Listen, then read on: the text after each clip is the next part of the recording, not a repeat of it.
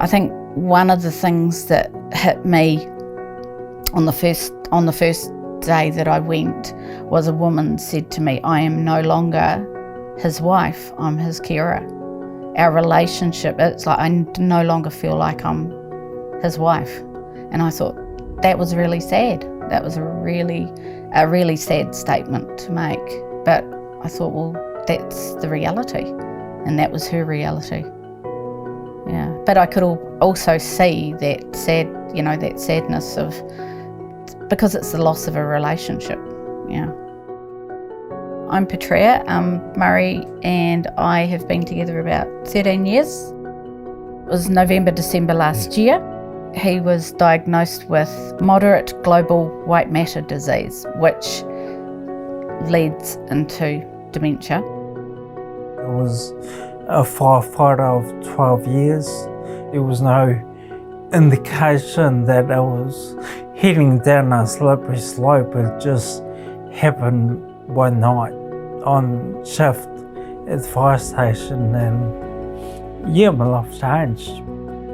So I'm Eric and I had a stroke when I was 33 in 2013.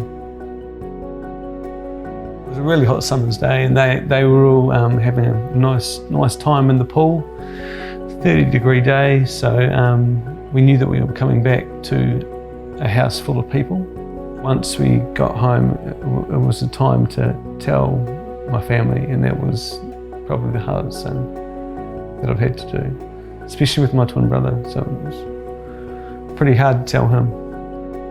I'm Brad, and this is Rebecca, my partner, and back in 2019 I was diagnosed with young onset Parkinson's. At first I was fine, I was still doing things as normal, I was still walking and stuff like that. It wasn't until later, when my mobility was changing, I had to go to a walking stick. That's when things really sort of hit home, and it's like, okay, what am I going to do? My name's Ingrid Robertson. I have multiple sclerosis, and I was diagnosed in 1999, so I've had it for quite a few years. The problem is growing, and there's a lot of statistics out there that talk about the growth in these neurological conditions. One thing is for sure, that if you don't know someone already who has, say, a stroke or dementia or Parkinson's, you probably will in your lifetime, because the rate of growth of these conditions is just accelerating hugely. I didn't know what my life was going to look like after my stroke, how I would recover. My career was lost. I ended up being super depressed, suicidal, and so it was just so difficult to understand my place in the world. So I kind of reprogrammed my mind to think in the moments, and with that I learned to just take the opportunities, and then it led me to a fantastic place, the BrainTree, where you flourish.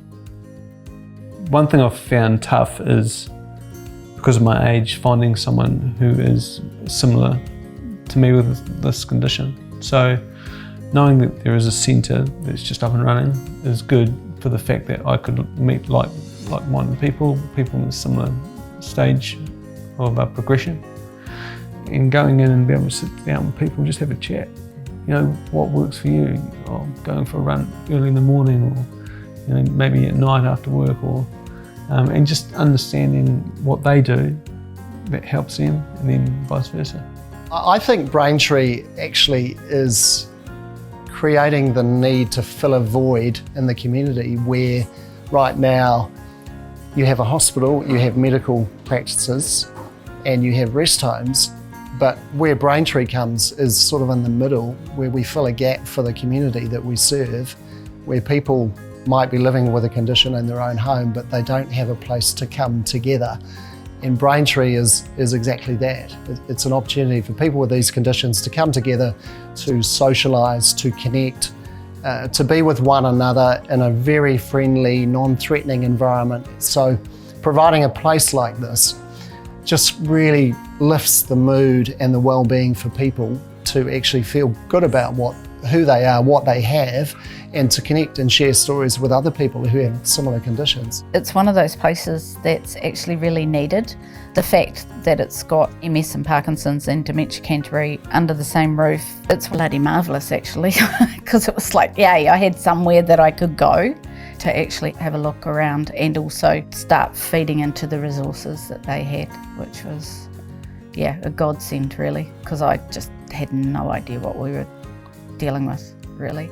Here, you're not judged on the way you look or act or anything. You feel safe and cared for. They put your hand on your back, go, hey, you're welcome, From the minute you walk in, you've got Lisa on reception, you get a smile and a welcome. You smile at people and people say hi to you, even if they don't know you. And as you can hear, it's just people just having a great chat and having a laugh, and it is a really good feeling. It can get quite buzzy, with so much going on. Our mission really every day is to help people live a better life each day. Most of the people behind me on the board are what we call our anchor donors, and they are largely the people or the organisations who have helped us create this centre to help these people, which is something we're really proud of. We went along for a keynote speaker, and some of the information coming through was world class. Some of the developments that have been made, it was just great to hear. So, that hope is a big thing, and hopefully the more we have these events, we can hopefully see some results coming through that will really help. Like for me personally, I don't want the rest of my life just to be this, humdrum being. I mean, yes, I'm your carer, but at this period of time, I am still well and truly your wife, and that's what we're a team, eh?